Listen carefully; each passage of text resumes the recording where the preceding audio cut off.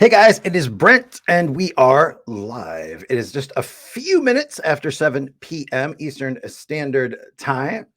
And we are here with you today. We've got some of your questions. And again, we are live. So if you have any questions that you want to ask in the moment, just drop them into the chat box there.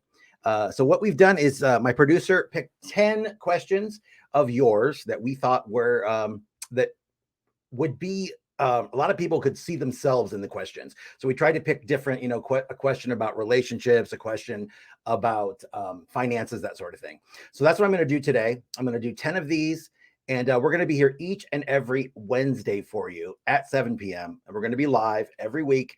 Next week, we've got a great guest for you. We're going to be bringing in people to help you because that's the whole reason I'm here is to help you train your mind. There's so much more to life than you can possibly imagine. You just don't know what there is. You have this amazing computer, you don't know how to use it. So we're going to be bringing people in each and every Wednesday. They're going to be giving you tips, techniques, strategies, everything that you need to start putting together the life that you want. And it doesn't matter how old you are, it's never too late. So without further ado, I'm going to jump right into these questions. Gonzalo is out there, my producer. If he's going to try to pop in a few minutes, so hopefully he'll pop in. But these are questions that we received, and I'll tell you what, I'm just going to go ahead and put them. Guys, can we just put it up on the board? If we do that, there we go. So this is our first question. What we did, by the way, is we just removed the name. Okay, we edited it down a little bit for context, but this is the person speaking. Okay, but we did remove the name. So this is the first question. We lost my dad about 5 years ago. He was such a positive, uplifting person. My mom has been negative her entire life. She blames everyone else and everything else for her life choices and is constantly mad or depressed. She met a man a few months ago and they just got engaged, but her fiance is just as negative as her. Oh boy. Uh, and maybe more. Wow. And I don't know what to do. Okay. Uh, all right. Well, let me tell you a little bit about my family because I've got an aunt who is and an uncle. So this actually fits perfectly into what you're talking about. Okay. Because I have an aunt and an uncle who are so negative. Now, they were that way individually, but when they got together, that's when it's dangerous. I call that a negativity vortex. That is when you have two negative people in the same space constantly feeding off each other. Okay. You attract into your life a reflection of what you think. You don't attract what you want. People always talk about the law of attraction and the secret. You don't get what you want. Otherwise, think about it, everyone would have what they want. You don't get it by wanting it and wishing for it. You attract what you are. It's a reflection of you. So you also attract into your life the things that you judge. So if you think people are dishonest, for instance, you're going to get a lot of dishonest people in your life. And if you're focused on sickness or disease, guess what? You attract more of that too. So if you're focusing on poverty or lack or any of those negative things, you're going to see that. Everything you hold in your conscious thought becomes your cage and becomes your reality. So you have to see abundance. You have to see honesty in everything, in everyone. Okay. So the thing with the fiance, I mean, the problem with a negative person, again, they're going to feed off each other. So I don't know how old you are. It doesn't say how old you are. So hopefully you're not living in the house because that would be a bad situation, right? Because it's almost impossible to keep your energy level, to keep your frequency up where it needs to be when you're surrounded all the time by negativity. So if you're there in the house, that could be a problem. Now, if you're not, and you're lucky enough to be living on your own or be away somewhere else, then there's not really much you can do because people, especially talking about my aunt and uncle, you can tell them, you can teach them, you can show them, they're never going to do it. They're set in their ways. For some people, being miserable is comfortable. So you would rather be miserable than face the unknown, than to face change. So, hopefully you're not in that house, but that's how it works. I mean, negativity, if you are putting that out, you're getting it back. I mean, my aunt, how many people do you know they drive through a car wash to get their car washed, and all of a sudden the window comes down and the car is filled with soap. That happened to her. I mean, car accidents, illnesses, it's just one thing after another because they live in that state of negativity. And when you do that, especially with more than one person in the same house, it's dangerous. And it's dangerous for you if you're trying to become awakened, if you're trying to become enlightened. So my advice would be, if you don't live in the house, visit occasionally and do your thing, but don't put too much of your energy into trying to change her or change him, because it's not going to work. And in order to even attempt that, you're going to have to pull, you can't pull them up to your level, right? Where your frequency is vibrating. So they're going to pull you down, and they're going to pull you down every time you're around them. Those are energy vampires, negative people that just suck you dry of all your life force energy. So my advice would be, just be happy if you're not in the house. If you happen to be in the house, by the way, send me another message, because I'd like to know if you are or not. But if you are in the house, the only thing you can do is really try to stay away. I mean, as much as you can. If you have a room, just do whatever you can to stay out of that situation, especially if you're trying to, get to the next level of your awakening. Okay. But send me another message, because I'd like to know a little bit more about this situation. Okay. So guys, again, if you're watching this live and you have a question or a comment, you can drop it into the comment box. I'll try to get to it. If not, we'll get to it next time. Because again, we'll be doing these each and every Wednesday. We're here for you. I'm going to give you all my strategies, everything I know to take you from where you are to where you want to be. There's just so much out there. All right. Question number 2. I don't participate much, but your online community is literally saving my life. That's amazing. Thank you. I have severe anxiety and I'm afraid of what is going to happen to me. My mind is constantly pushing me to such depths of depression. I've learned so many great ways to handle my mind from you, but I'm wondering, what do you do when your mind starts telling you so much negativity? What do I do? What do I do? Well, I'll tell you what, mine doesn't do it anymore. And that's a saving grace, because my mind used to talk 24/7 and all negative. I call it the bitchy roommate. You've got somebody trapped inside your head with you. They're staying rent free. They're ruining your life. They narrate your life. They tell you all the horrible things you've done, and they make it so horrible to be in there, right? With that voice.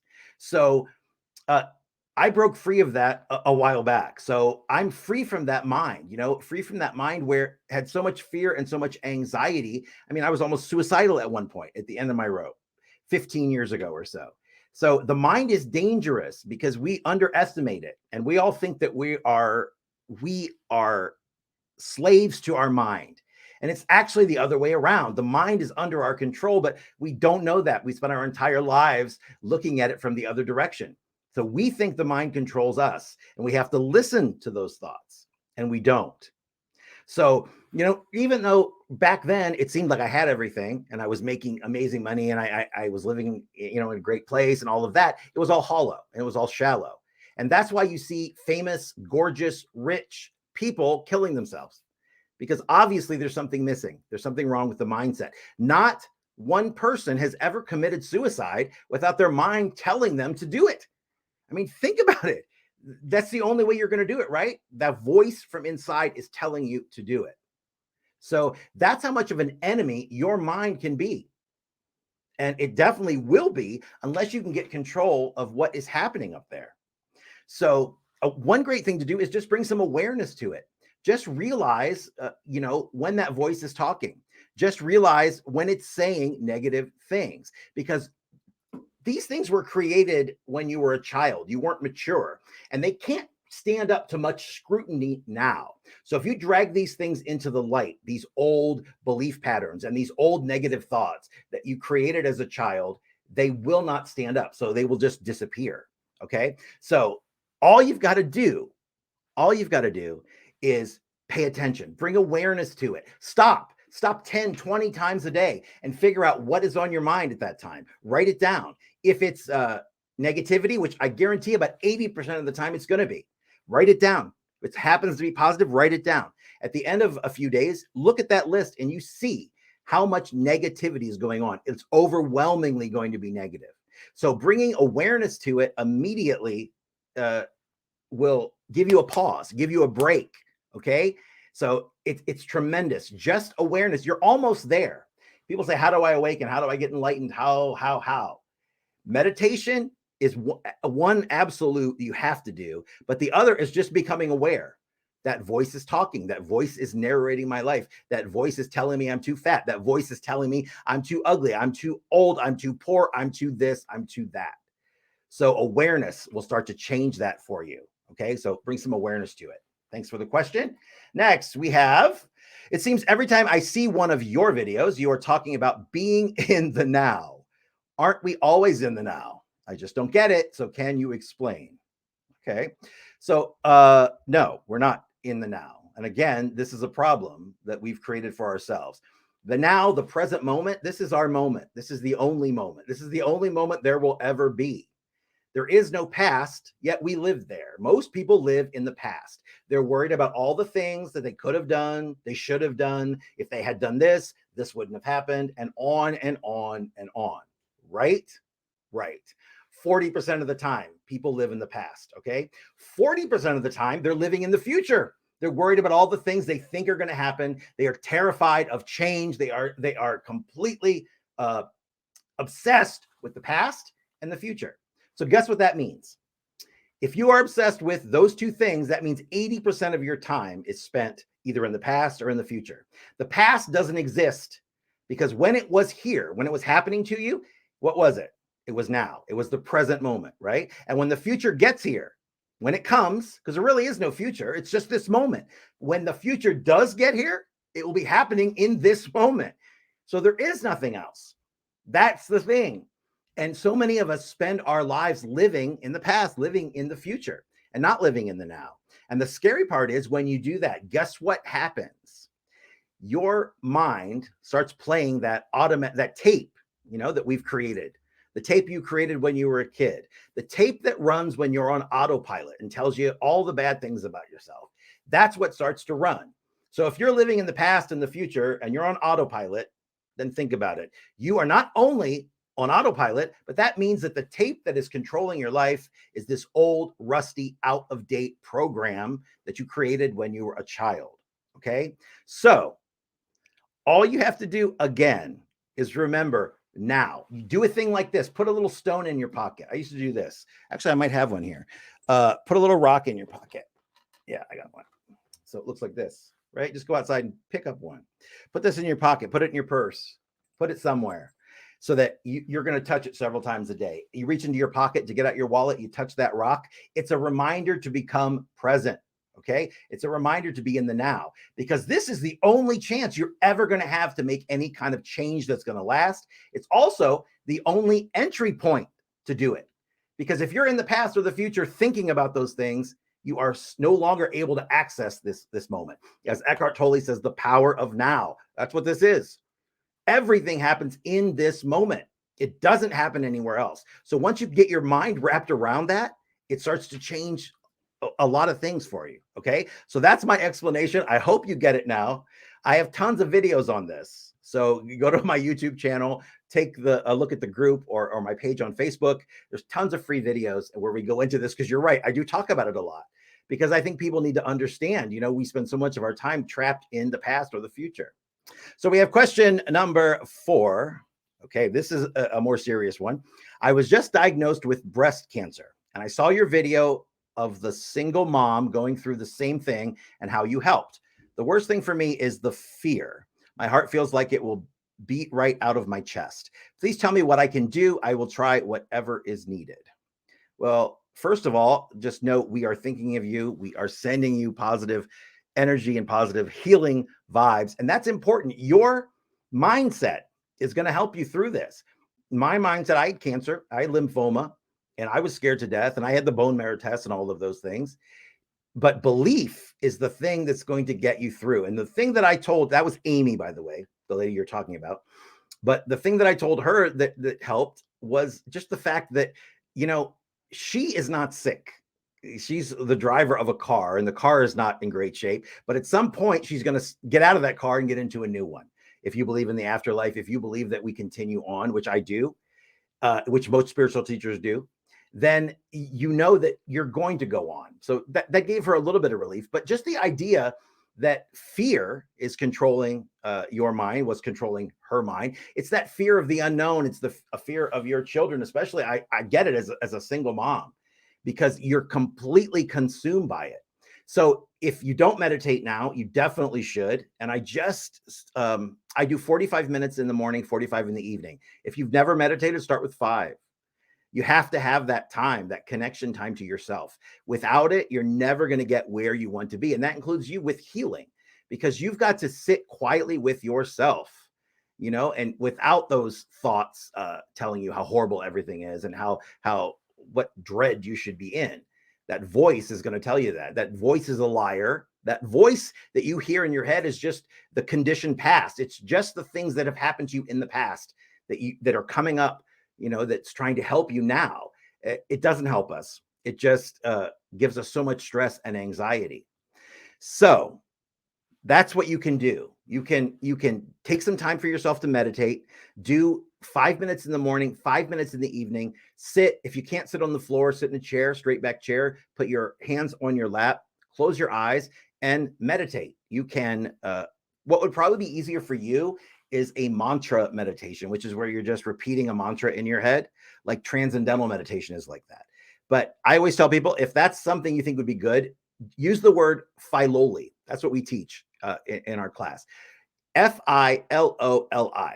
So it's philoli is the word. Okay. But it stands for fight for what you believe in, love your fellow man, and live life your way. So, but philoli, remember that word. You want a word that it doesn't mean anything. You're not thinking ice cream, ice cream, ice cream, because you're going to start visualizing ice cream. Especially if I was doing that. I don't even eat ice cream anymore. I can't have any dairy. But just the word ice cream has me thinking about mint chocolate chip and Dairy Queen and all kinds of things. And that's what will happen during meditation. If you're trying to repeat a word like hamburger, anything, canoe, boat, anything that's in the real world, you're going to start seeing different colors and sizes and all these things. So you want a word that doesn't, have a meaning in the physical world. So philoli, try that word. 5 minutes in the morning, 5 minutes in the evening. Sit straight, back straight, hands on your lap. Try not to move. The more you move, the more you're gonna mix the signals, the more you're gonna mix it up, because your body's gonna start telling you, my arm's tired, my butt hurts, what am I having for lunch, where am I going? It's gonna start because your mind doesn't want to be trained. So all you've got to do is give it 5 and 5, and then if you can, just start increasing it. Start adding 2 minutes every couple of days, 5 minutes a week, whatever. But the more time you can meditate and get in a connective space with yourself, you have all the answers. You know everything already. You just don't know it. It's ingrained in our DNA. And the meditation will get you there. I promise you, if you're watching this, and it's not the person we're talking to here, anyone who's watching this and you don't meditate, you cannot get to the place you want to go, if it's an enlightenment or awakening or any of those things, without some form of meditation. It doesn't matter what it is, but you have to do some time with yourself. So that is my advice to you. And do me a favor, reach out with another message, okay? And then I will respond back. I didn't see these, we got them earlier, but just send me another message because I'd like to talk to you, okay? And I'll give you, I have a book called How to Fight Your Fears, which is a book I gave to Amy. I'll give you one of those as well, and I'll be happy to send that to you. But it will help. It will tell you the mindset steps you need to take to confront fear, because fear is a bitch, and fear controls all of us. Some of us completely. I mean, people who I've talked to someone yesterday who can't leave the house. Okay, so fear is big. Anything you can do to get some connected time with yourself, you're going to work on that. But send me a message, okay? Appreciate it. Next question. This is a long one. Okay. I have worked my ass off my entire life and I just get by. I had so many dreams as a child and swore to myself I'd get out of my little town and take on the world. Okay. I'm 37 and still here. Get it? Okay. 37 and still here. Working a job I hate. Driving a car that breaks down all the time. Okay. And living with 2 roommates I hate to make ends meet. All right. I hate my family and I have the worst luck in history. What could you What could you possibly do, I guess, to help me? Well, I don't know how much I can do to help you. I can tell you what though, you can help yourself because just in this one question that you've asked here, you've used the word hate. Let's see. One, two, three times maybe, and it's all about hate and not liking and the life that you hate, driving a car that breaks down, not making ends meet, living with people you hate, right? Having the worst luck in history. That's a horrible thing to say. My mom is probably watching this, and she does the same thing. She goes to the casino sometimes, and she always says, "I don't know why I'm going. I'm never going to win." It's like, why go, right? Because that mindset, it's just impossible. There's no belief there. So you have got to first of all get out of this thing that this victim mentality. Okay, if you're 37, which I'm 48, so you're in great shape. You can do anything at 37. If you're working a job you hate, if you're driving a car that breaks down, if you're living with people you hate, then maybe you're at the breaking point where you're finally going to make some changes. That's what I did recently. I mean, I've been a vegetarian for a year, but I could not. I tried to go vegan. I couldn't give up cheese, any of those things. But what I did, I just finally got so fed up a couple of weeks ago. I just couldn't do it anymore. So I went completely vegan. I've never felt better. So it may take for you just being completely at your breaking point, that you can't go any farther, that you just can't move anymore. That's okay. If you're the kind of person that needs that kind of motivation. But being 37, that's young. Okay. If you're working a job you hate, if you're driving a car that breaks down, you can do something about it. Okay. And you hate your family too, and the worst luck in history. So I mean, first of all, you got to bring some positivity in your life. So maybe a little meditation, maybe a little affirmations. The things that we say are powerful. I mean, it's almost like you're casting a spell. They call it spelling. You are affirming this with your own words. So think about it. If you're saying all day long, I hate my life, my roommates are horrible, my car's a piece of crap, it always breaks down. Guess what's going to happen? Your car is going to always break down. You are living in that state. So it's impossible to live, the old saying, you can't live a positive life with a negative mind. And if your mindset is negative all the time, you are never going to get to the life that you want to get to. So the first thing is going to be cutting some of this negativity out, and you can start easy. I always tell people, start when you're driving, right? And the guy in front of you is driving slow and you're yelling and bitching at him and he has no idea from in your car back there. Don't do that next time. Just pause before it happens and don't do it. And you think, oh, that little thing is not going to make a difference, but it will, because you got yourself here. We've all gotten ourselves to where we are by repetition. And for most of us, we're repeating the bad things over and over and over again.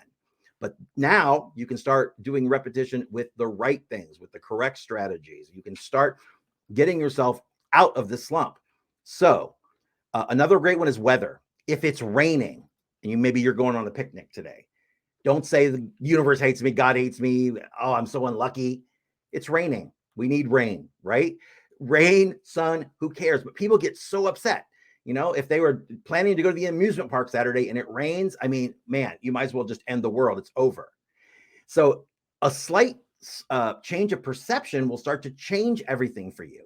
If you start looking at things differently, because I was the most negative person. I mean, the worst. I'm telling you, I can tell you all of the things, from drinking, drugs, everything that I've gone through, pain pills and cancer and everything I have been through. They're all mindset things. Almost everything in life is a mindset. It's the way you are thinking about it, even if it's health, because so many of us, we put our health at risk by what we're thinking. We're at such a negative, low frequency. We are bringing that upon ourselves. So that's my advice to you. Okay. I know it sounds trite, but try to start bringing some positivity into your life. Try to start looking at things from that angle, from a positive standpoint. Okay. You have a place to live. Maybe you don't like your roommates, but I'm sure you have your own room, so you can go in there and close the door, right? Your car runs, it gets you wherever you need to go. It breaks down, but it runs, right? I don't know what the problem is with your family. I don't know these other things, but I do know that just by focusing on one thing, making little gains, you're going to start getting out of this situation. Okay. A little bit of positivity will go a long, long way. All right. Here's the next question. I grew up with parents who thought money was the root of all evil. Okay. That people that had it were greedy and greedy and cheaters who would screw anyone over for a dollar. I saw your article. And I'm now wondering, could this be why I can't seem to be financially stable? Could this be seem to be why I can't be financially stable? I hear it all the time. And Robert Kiyosaki has a great piece on this where he talks about, how people hate the rich and they're so greedy and all of that stuff. And he says people think, oh, the rich are so greedy, they leave the rest of us to suffer. They claim that these people claim they don't care about money, but not like those greedy people that do, right? They don't care about it. Those money hungry folks, right? So what does not caring look like when it comes to money, right? You know what it looks like? It looks like struggling with bills every month. It looks like just getting by. It looks like not having any money put away for a rainy day. It's nothing left over for fun, nothing left over for advanced education or for giving money to less fortunate people, right? So his whole thing was, they need to help themselves. How can they help others? It's really backwards. His idea is that a lot of poor people are more greedy than rich people. Okay, because poor people say things like, rich should pay all the taxes. The wealth should be redistributed, meaning that, they get the money someone else made. The government should take care of them. They deserve a higher salary for doing like a bare minimum at work. Poor people criticize the rich for being privileged, but he goes so far as to say that people who don't have money that think that way are the ones that are entitled. So if you take someone like Bill Gates, Bill Gates is a billionaire, right? Multi-billionaire, but he's donated 32% of his income so far. He has like an $80 billion net worth. So that's $27 billion that he's donated to charity. Now, the non-rich average household, right, they make $80,000 a year. So 32% of that over a 30-year career, that would be $729,000. How many normal, non-rich people do you think would give that much, right? So it's easy to look at them and say, oh, they're horrible, they're bad, they're whatever. But that's a mindset, because if you were brought up with that, you have usually a scarcity mindset. And somebody asked about this yesterday. A scarcity mindset, it means you always have this feeling you don't have enough. And it doesn't matter. It doesn't have to be money. It could be time. It could be connection. Any of those things. Okay. Enough love in your relationship. That's a scarcity mindset, that there's never enough. Having that mindset, it becomes a self-fulfilling prophecy, because these beliefs make it difficult to move forward and they keep you stuck in that scarcity. So it's necessary to acknowledge, and you got to do this, that scarcity is not just a mindset, but it's a reality for so many people. If you struggle to meet your basic needs, like affording food and housing and paying your bills, it's not your fault. And it's not as simple, though, as just a shift in mindset. Because if you grew up in poverty, in true scarcity, then that is linked with your behavior, your mental health. It is so difficult to break that sort of belief pattern, because those are changes that are hardwired now in you as an adult. So adopting an abundance mindset, that's not going to magically solve all the problems, but it's going to help you see those problems in a different way. And that's what I always say. It's the perception.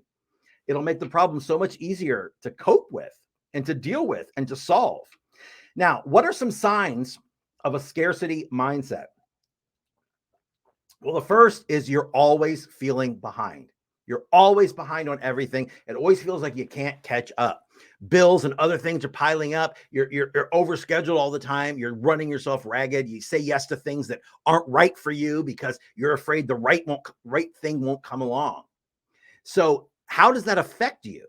Well, if this is you, if you're a person that has this type of mindset, a scarcity mindset, have you ever made a hasty decision because you didn't have time to think it through?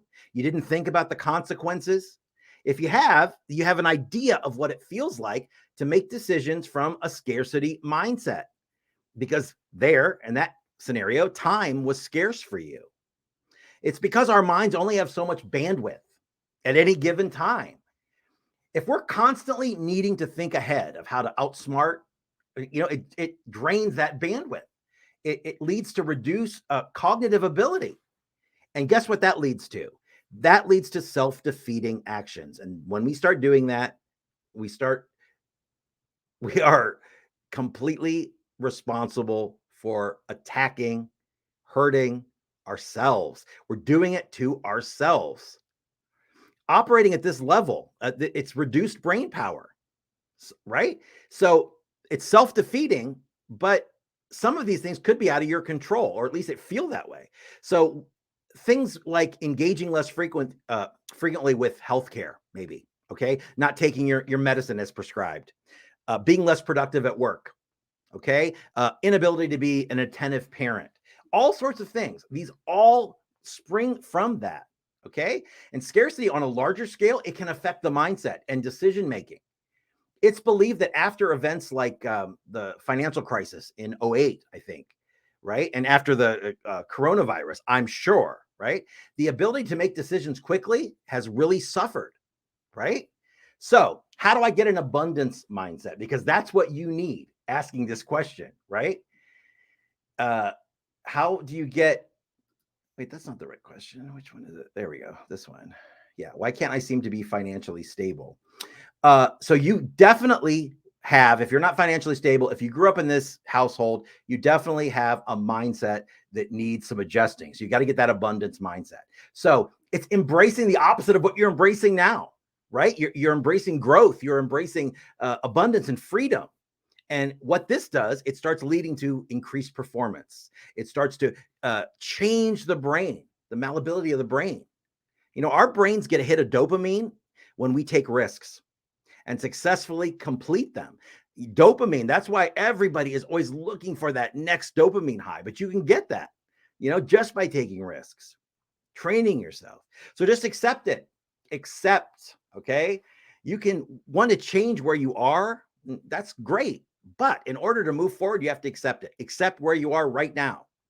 By doing that, you stop using your precious limited resources to fight against accepting where you are, right? So accept it. Next, love yourself. Have some self-compassion. Whatever has got you to this point, wherever you are now, let it go, okay? If it's a bad place. Any habit or mindset you have now that you want to change, well, guess what? It had a reason. It had a purpose at one time. And most people, that purpose was survival. So give yourself some self-compassion. Give yourself some self-love. And finally, define what abundance means for you. What does that mean? Because it looks different for everybody. And again, abundance isn't always money. It's not always about money. It can be so many things. It can be love. It can be health. It can be so many things. Okay. So they look different to everyone. So what looks like abundance to you might look like scarcity to someone else, or vice versa. So it's hard to get yourself in the mindset of being abundant if you don't know what you're striving towards, right? How would it feel to be abundant? How would your life look like? What you have to do, you have to get the feeling, the feeling. Neville Goddard always said, get the feeling of the wish fulfilled and live there. That's the secret. That's what's missing from the law of attraction that they don't tell you, is the idea that you don't just wish for something and it shows up. You have to start living in the expectation that you are that person. How would somebody who had $1 million act, and how would their day go? They would have more freedom, right? Because they'd be able to do more things. So you would have to start getting the feelings of the person you want to become. And then guess what? Like magic, you start to become that person because you're already living from the end. You're living from the end point. You're not living from where you are now. If you're poor, if you're not in a relationship, if whatever it is that you want, that you don't have now, you start living from what it is that you want, like you have it. And then you start to change everything. Reality starts to change for you if you do it that way. Okay? So super important. Next question. Love, love, love. I see it advertised everywhere and it makes me sick. Love is an illusion created to sell diamond rings and candy. Wow, it's not real. So stop giving people false hope, a-hole. Okay, well, that's a great question. I can tell you a couple of things. First of all, it's real. But it's understandable that you may not think that. It's understandable that maybe you had a relationship that you thought was going to be long term and it wasn't. Maybe you had a bad upbringing, something, right? You've witnessed your parents' divorce, whatever that is. Somewhere in your mind, in the back of that subconscious, you've created this idea that love doesn't exist. And you only could have done that from watching other people, from learning other things, okay? Because you're not born with that. So love does seem like an illusion to some people, because I'll tell you why. If you go to the movies, right, and you watch a movie, romances, the way they unfold in a movie, that doesn't happen in real life, right? They always just meet the person and immediately they know it's the one, and they're just overcome in an hour that they know they're going to be with this person. That's what feels like an illusion to everybody. That sort of Hollywood romance that we see in the movies and on television and all that BS that's normally created to sell products and everything else. Okay. So, but think about this. At the beginning, we're excited about our new relationships because we believe we're falling in love, right? Some of us get lovesick. We're lovesick. We're in lust for this new person, right? But then we start to struggle because we're starting to find out about our partner's habits. We're starting to learn about, wow, they're not as perfect as we thought, right? We begin to argue. We begin to feel the effects of conflict. We begin to feel the effects of stress. And when most people do this, it's very hard to manage that line between being independent, right, and spending time as a couple, especially if you're somebody who is dependent on others and always has to be in a couple. I have another aunt who's like that, who's been in a relationship since she's 16, and she's in her 60s. Husbands die, new ones come. It's husband number 4 or 5 at this point, and boyfriends, and it's impossible to be alone. Some people are terrified of that idea, right? But as relationships progress, what happens? People start to have conflicts over politics, over finances, over values, over all sorts of things, right? There's two people have different everything, usually cultural, socioeconomic backgrounds, the way they feel about money and just everything. The conflicts appear about how much sex each person wants. I mean, even down to that. So over time, one person may deal with the other's betrayal and disappointment sets in, or one person feels like their partner doesn't appreciate that, whatever. It's not uncommon for one member of the couple to feel lonely, even when they're in the relationship. And that happens to so many people that have to be in a relationship. They still feel lonely. So this can impact your mental health. I mean, self-doubt, guilt, shame, anxiety, fear of rejection, pessimism. And we've seen a little bit of that tonight, right? Here in these questions. Becoming pessimistic means you've adapted a negative outlook when it comes to romance. And I think you have, for sure. Pessimistic thinking is unhealthy. It's unhealthy. It's not good for the body. It's not good for your psyche. Positive thinking, man, it helps you live longer. You become more resilient. You improve your immunity. You decrease your risk of heart disease even. I mean, if you are cynical and expecting the worst to happen in every moment of everything, especially your new relationship, you can actually reduce pessimism and learn how to have a positive outlook. You can do it. Okay, it's not impossible. Instead of clinging to the idea that love is an illusion, that love is negative, right? That love is just there to sell diamond rings and candy. Why not replace that idea with a positive illusion at least, right? Which can actually maybe improve a relationship. There was a study a couple of years ago that found that having a positive illusion, even an illusion, namely perceiving your romantic partner and relationship in a positive way and having positive bias instead of a negative, has unbelievable long-term effects. It showed that elevating this type of positive illusion resulted in higher relationship satisfaction, fewer doubts, less conflict inside the relationship. So, love is not an illusion, and I'll tell you why. People require social interaction. They require community. They require friendship. They require love. While romantic love isn't a necessity, if you look around, you're going to find that it exists for sure. I mean, it's far from a fantasy. It's far from an illusion. You're going to see couples who've been married for years and years, and maybe they're celebrating their 50th anniversary, 60th. Love and affection are essential for human development. Love is everything. The universe is everything is made of love.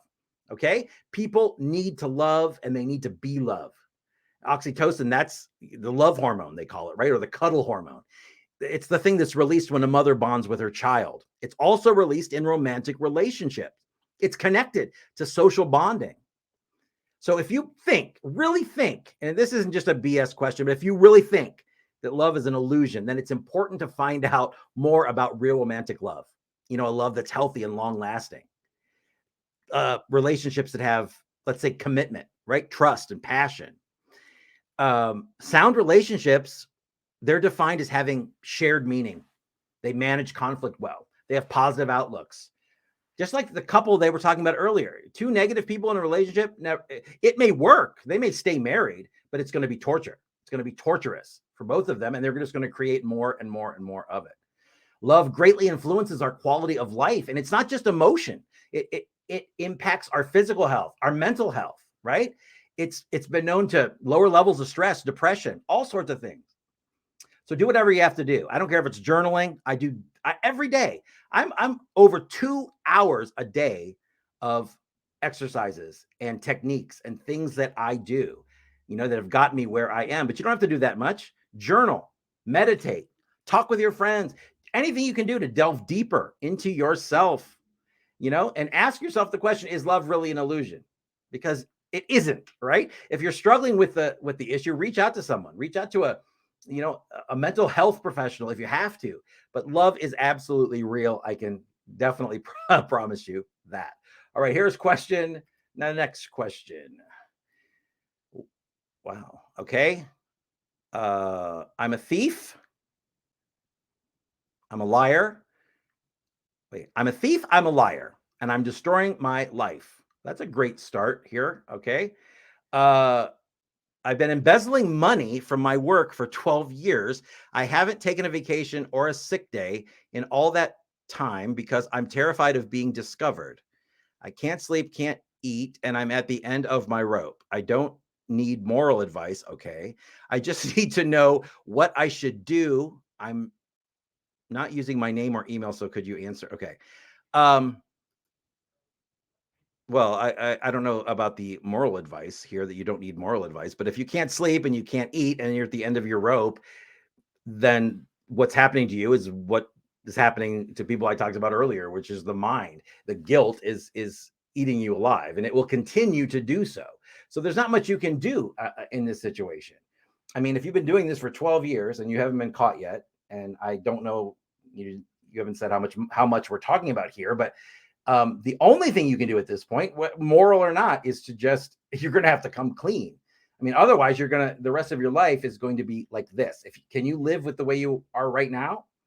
Because if you can live the rest of your life feeling like you feel now, hey, that's you. But I don't think you're going to be able to, from what you're saying here in this question, right? If you're at the end of your rope, you can't sleep, you can't eat.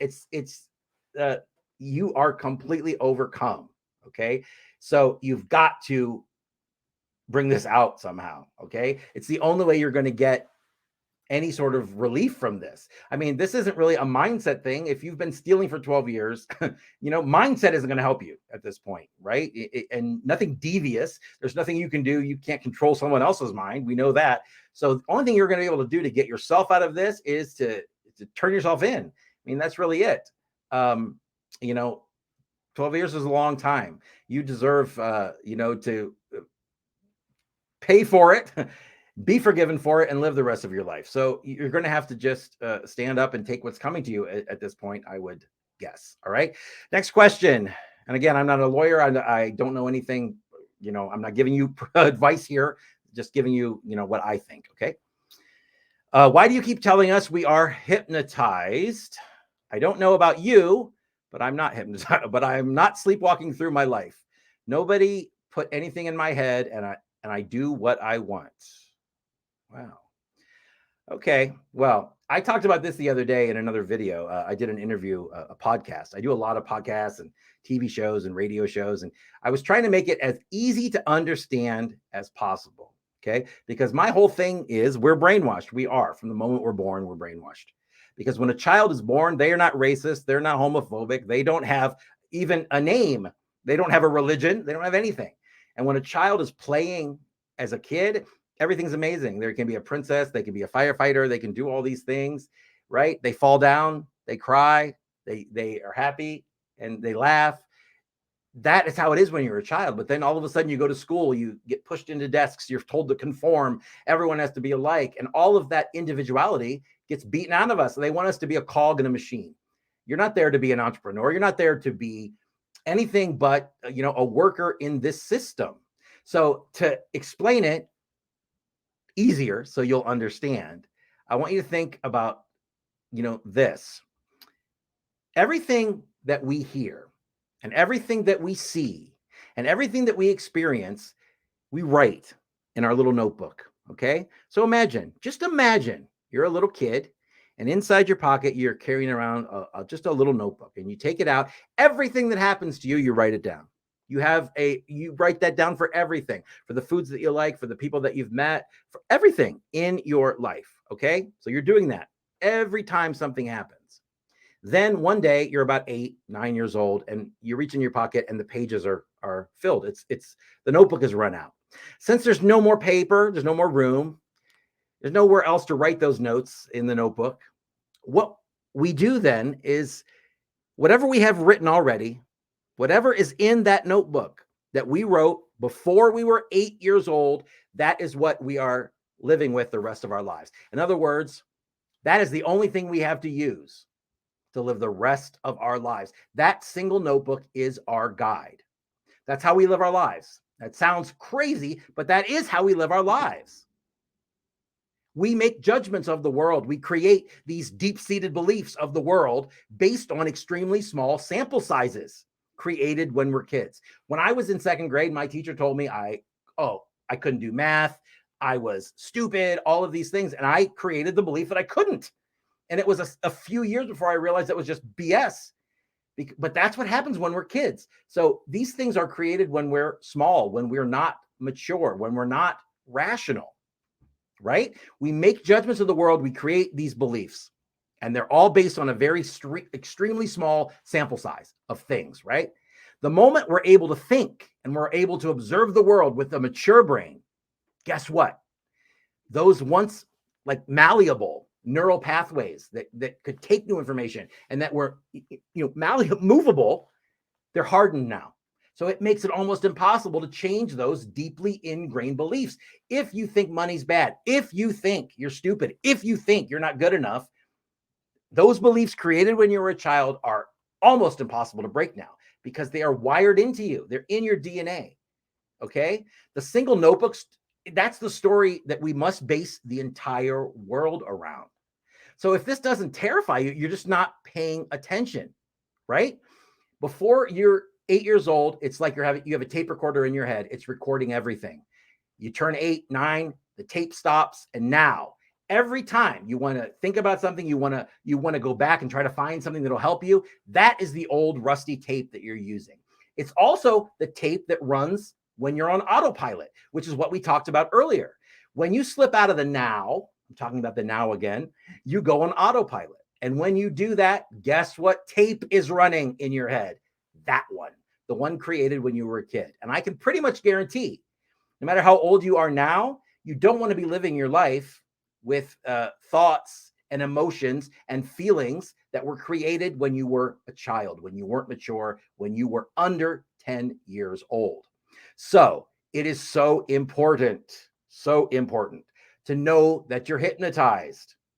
No matter what you think, sleepwalking is not like you think. I mean, you're not literally sleepwalking, but you are completely blissfully unaware that there is so much more. We're using 7, 8, 9% of our capacity, our mind's capacity, because we don't know any better. We have this amazing computer. We all have one. We got one when we were born. They don't tell us how to use it.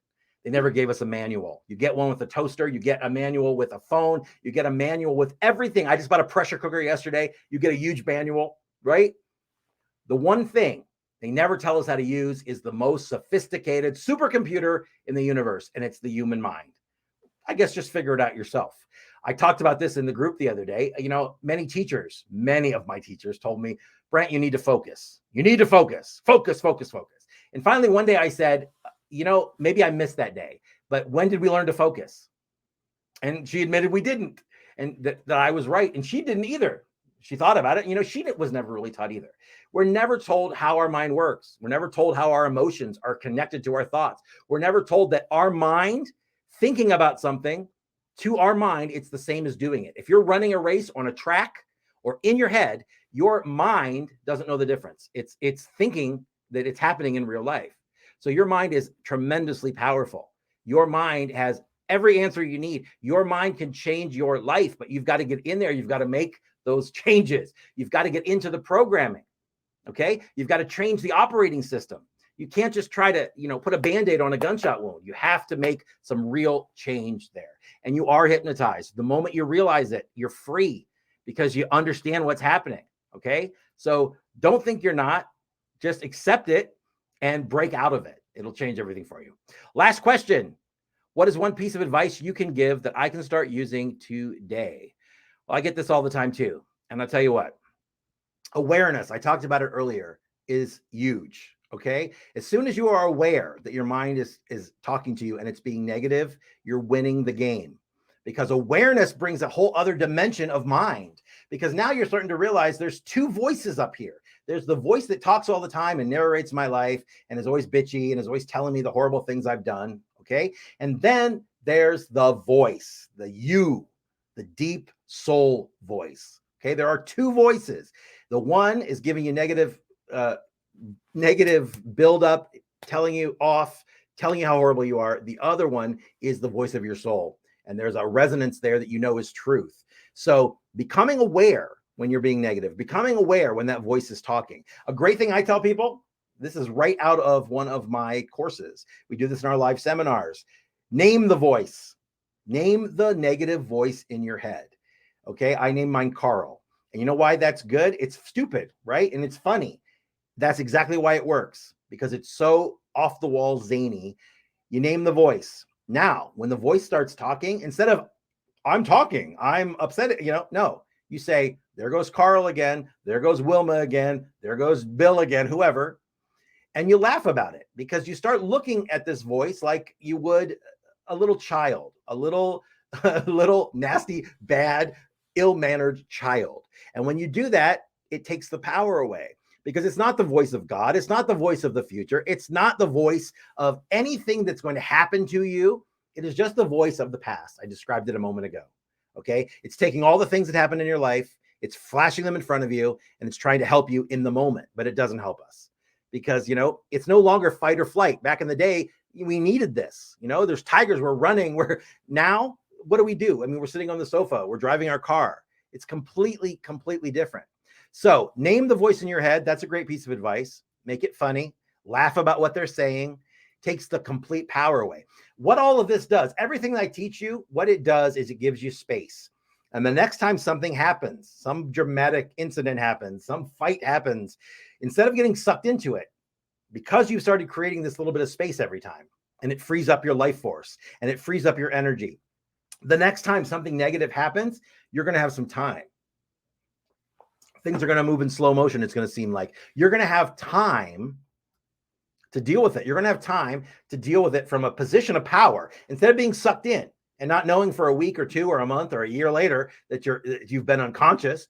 Now you can decide, is this worth my peace? Do I want to fight here? And 99.9% of the time, it's not worth your peace. It's not worth getting pulled into. So that's what happens when you start becoming aware. It starts giving you the space that you're going to need to get yourself out of whatever situation you're in. And also, I mentioned earlier, the self-talk. Okay. Self-talk. The things you say to yourself. Okay. And there's 4 types of that. There's personalizing. That's when you think everything's happening because of you, right? There's when everything's a catastrophe, right? You automatically go to the worst case scenario every time. The next is magnifying. It's you take it and you just magnify the negative aspects of every situation. And the final one of the 4 is polarizing. You see things only one way or the other. They're either good or bad. There's no middle ground. You either have to be perfect or feel like a total failure. So knowing what you're saying to yourself, knowing what you're putting out there is so important. So negative self-talk. And the final thing I would say is something else that we teach. It's my Post-it note happy face. What is that? You take a Post-it note, you draw a happy face on it, you put it on your fridge, you put it behind your desk, you put it in your car, wherever. You put several of them up, okay? And whenever you see that during your day, you're walking along, you see that on your wall, that is your reminder to stop and become aware of what you're thinking. That's all. Don't get entangled in it. Don't allow what you're thinking to pull you into it. Don't get upset by it, but realize what it is. Because again, you're going to start to realize how much negativity you are thinking on a day-to-day basis. So that's what the Post-it note does. Put them everywhere.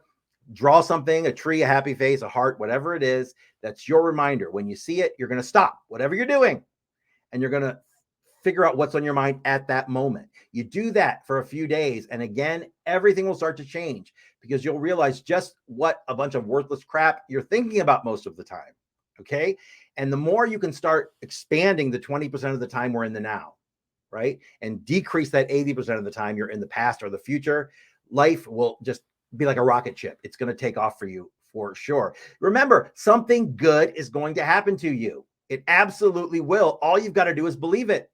Belief is a powerful thing. And without it, you're not going to have anything. I don't care how rich you are. I don't care how good looking you are. I don't care what you have. Without belief, it will be lost. Okay. Something good is going to happen to you. You got to always remember that.